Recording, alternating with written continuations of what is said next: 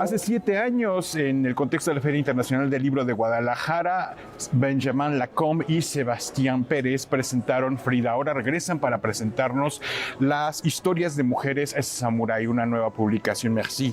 Enchanté. Enchanté. Qu'est-ce qu'il s'agit, ce nouvel projet?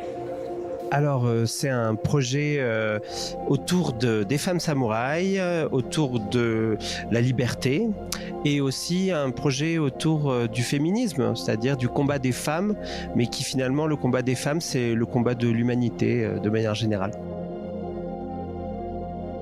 Sébastien, il y a 7 histoires sur cet livre. Racontez-nous un peu sur le développement de ces histoires, les narratifs. Alors, il y a cette histoire parce qu'on avait trouvé un peu plus de femmes samouraïs, on avait trouvé 9, mais on en a sélectionné 7, celles qui nous touchaient le plus. Par exemple, on a une histoire qui se passe entre 2 sœurs qui vont devenir samouraïs et qui vont s'entraider. Donc il y a toute une partie de réconciliation entre elles. Il y a d'autres histoires, une histoire un peu plus d'amour.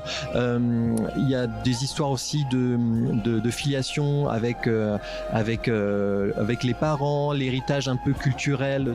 C'est une fille qui est un peu en fait, utilisée par son père dans des points de vue politiques et finalement au bout d'un moment elle va s'émanciper. C'est pas la première fois que vous approchez le thème et la culture japonais.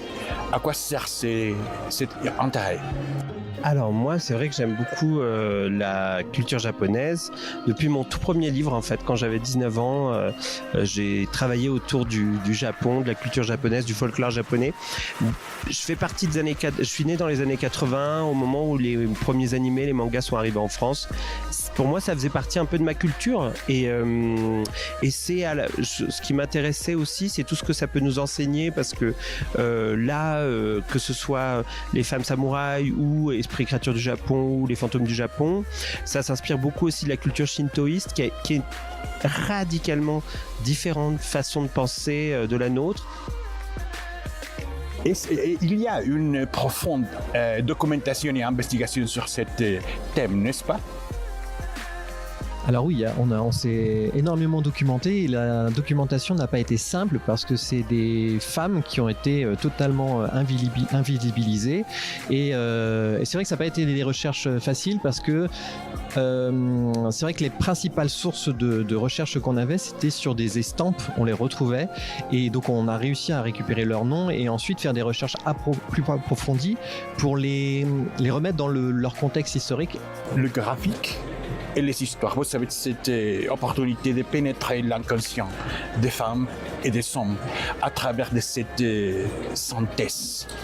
Je pense que d'une certaine façon, oui, je pense que quand ce qu'il y a de formidable de manière générale avec les territoires des imaginaires et le merveilleux, c'est que ça permet bizarrement un pouvoir d'identification plus fort.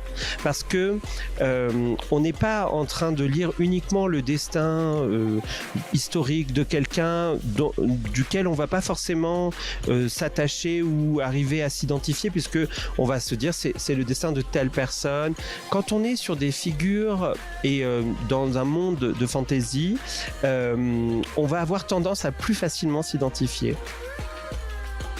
Qu'est-ce qu'on peut apprendre de l'égalité entre femmes et entre hommes, de la lutte féministe aujourd'hui à partir de ce livre? Alors, ce qu'on peut en apprendre, c'est que au Japon, à certaines périodes, il n'y en avait pas beaucoup parce qu'effectivement, c'était des femmes qui étaient totalement mises un petit peu à l'écart des responsabilités politiques, des combats de grande ampleur. C'était des femmes qui se battaient, elles étaient là pour défendre les villages, parce que ce qu'on peut retenir de ça, c'est que le combat des femmes est universel et qu'il faut garder ça en mémoire, qu'il faut aussi, nous, en tant qu'hommes, se battre pour elles et se battre pour leurs droits, pour qu'elles soient l'égale de tout le monde.